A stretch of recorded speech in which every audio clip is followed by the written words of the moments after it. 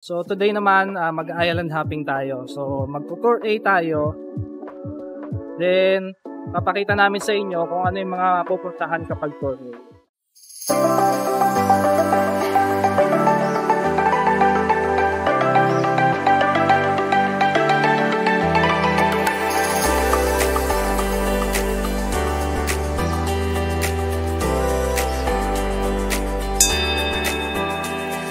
Good Morning guys! Welcome back to our YouTube channel. So for today, mag-island hopping naman tayo. Sama kayo sa amin, papakita namin sa inyo kung ano yung mga pupuntahan nyo kapag nag-tour A kayo dito sa El Nido. O tara! Yan guys, nandito kami dun sa tapat nung pinag-book namin na tour A. Ito siya Paglabas nyo lang dito sa parang Minaka main road, galing beach, ito na siya, kitang-kita na agad.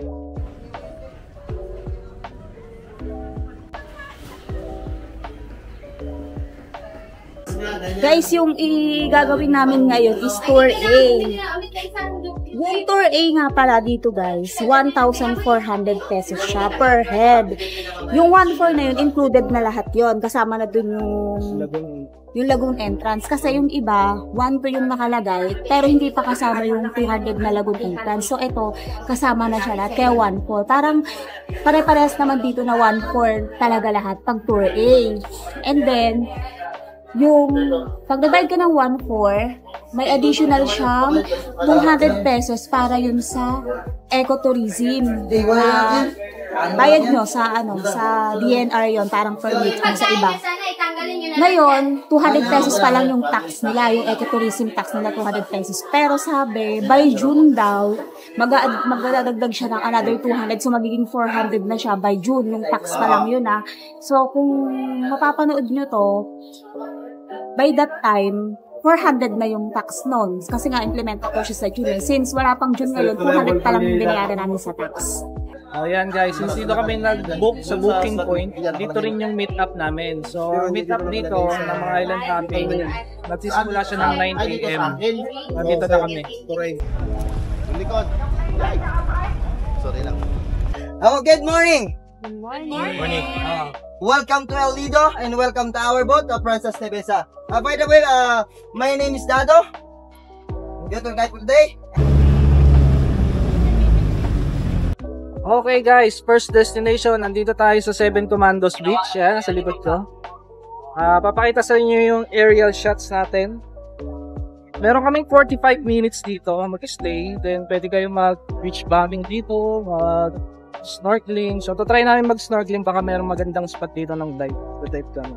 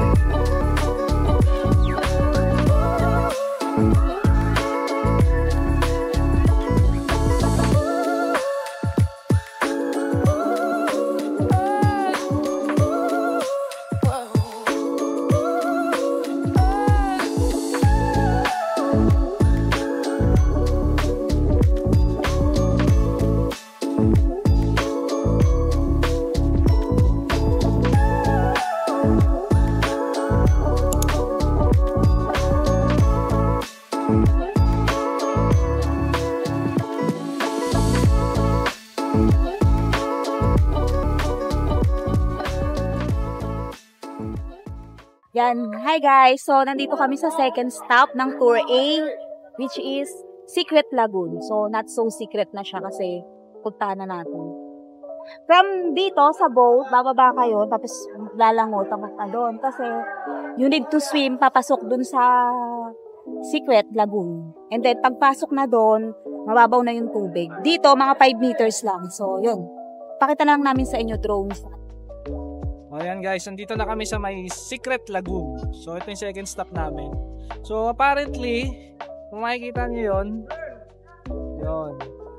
Ang dami ng taong papasok at saka simultaneously galing sa loob may lumalabas din. So since maliit yung lagusan niya, medyo traffic talaga. So kakain ng oras kapag pumila ka doon. So for us siguro hindi na kami mag-aano doon. Mag-ikot-ikot na lang kami dito banda. Tingnan niyo na lang yung drone shots. Tsaka guys, doon sa labas nung entrance na yon, dito sa gilid na may beach na maliit din. Oh, ito. Dito na lang ako. So pwede kayong umaura-aura dito. So dito na lang kami nag-stay.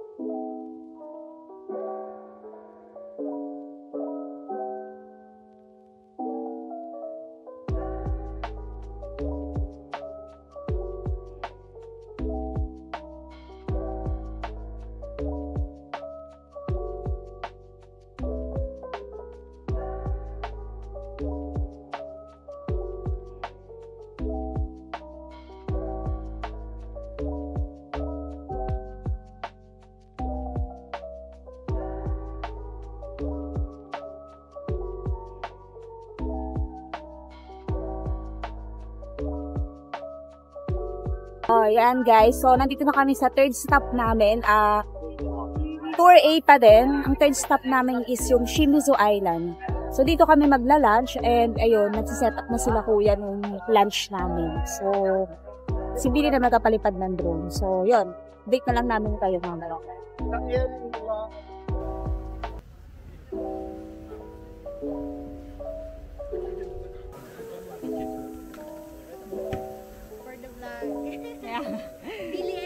Leia, travel.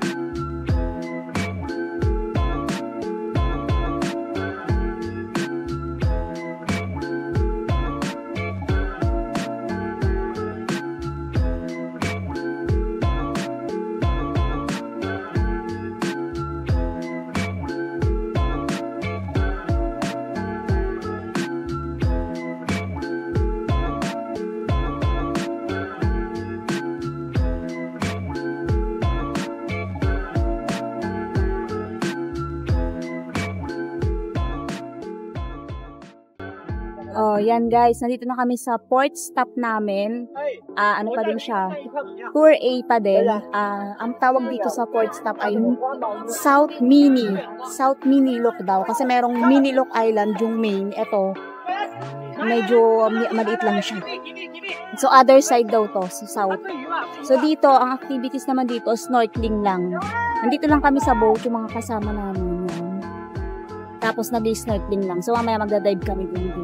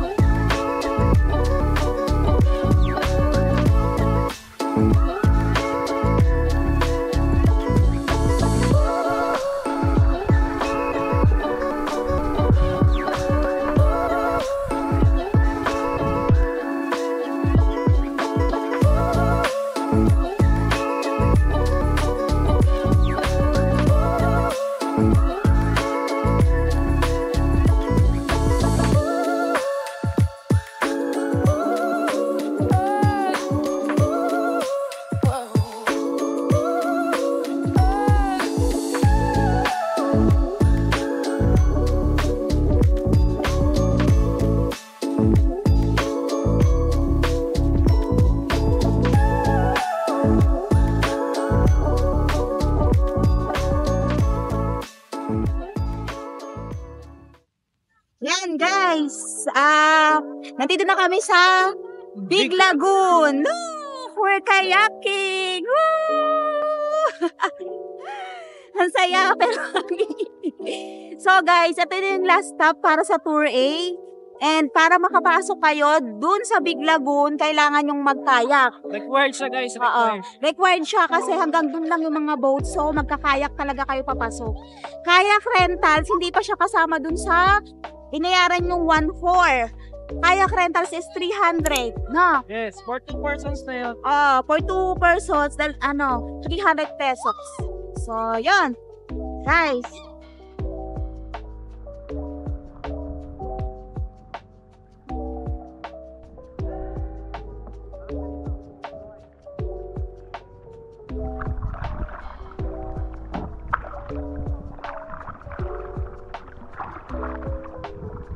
Ayan guys, so andito kami sa Big Lagoon.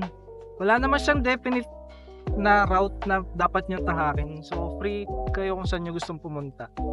So yung pag-row ng kayak, hindi kami marunong nito pero matututo ka naman. Siguro mga after 5 minutes makukuha mo rin yung timpla kung paano magsagwa. Yan guys. So currently kayaking pa rin kami and ayan yung aking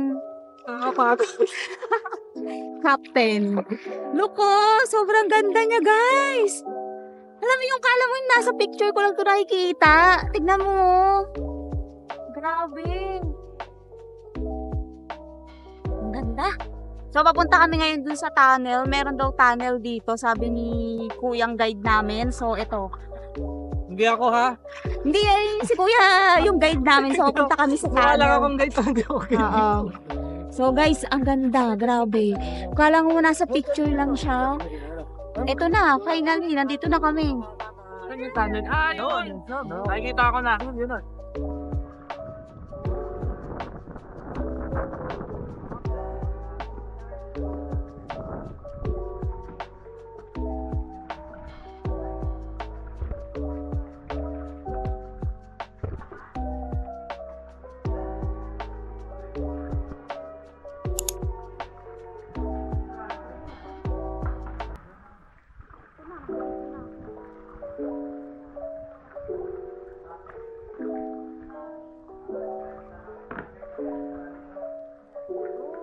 So guys, ito, papasok kami dun sa tunnel.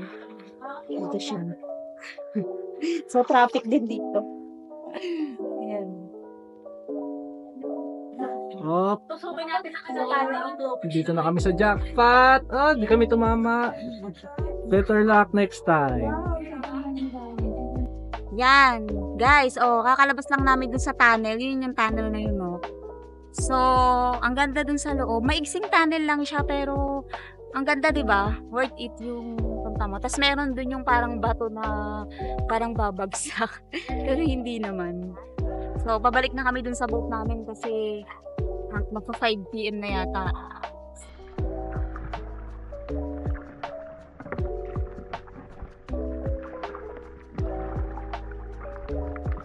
Yan guys. So, pabalik na talaga kami dun. Ito na yung parang pinaka-main So, ang galing na nung taga-Sabuan ko. Expert na ako dito. Expert na siya. Ang galing na niya. Pwede na ako sumali. Competition. Sali na daw siya sa yung ang tawag doon, yung competition. Dragon Boat competition daw. So guys, tingnan nyo. Diba? Ang ganda Yan na yung pinakalabasan doon. Diyan din tayo gumaan kanina.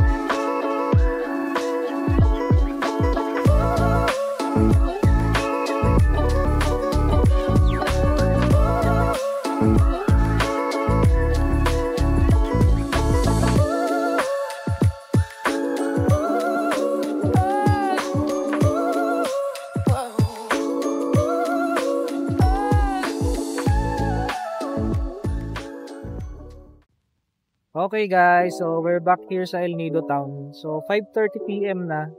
So medyo parang medyo late 'yon kasi ang dami ng bangka dito sa sa port. So Na-late kami kasi ang dami talagang pila dun sa Big Lagoon yung last stop namin. medyo maraming tao sa Big Lagoon and walang vacant na kaya medyo nagtagal kami doon. Kasi hintayin nyo yung kayak dun kasi nga, walang ibang way para makapasok kayo sa Big Lagoon. Magkakayak talaga. Yung kayak, nandun lang din siya. Tapos pag may aalis na, yun din yung gagamitin. Parang gano'n. Pero medyo nagtagal kami doon kakahintay kaya medyo late Pero na rin okay kami lang, worth it Okay lang naman naman, Ang ganda naman ng tatambayan nyo doon, Diyos ko. Wag yung papalagpasin yun guys. Kung magtutour A kayo, yung iba kasi, iba namin kasama. Hindi na bumaba ng boat. Oo. Pero kung pupunta kayo dito, magkayak talaga kayo kasi yun talaga yung highlights ng tour A eh. Yun talaga yung Big Lagoon. Ang ganda, kakaibang experience. So, yun guys, yun yung mga pupuntahan nyo kapag nag-tour A kayo dito sa El Nido. So, bukas magtutour C naman kami. So, abangan nyo yung susunod na vlog namin. Yun naman yung papakita namin. So, with that, dito na muna namin tatapusin tong vlog. So, kung trip nyo yung mga gantong video, like and subscribe sa channel namin.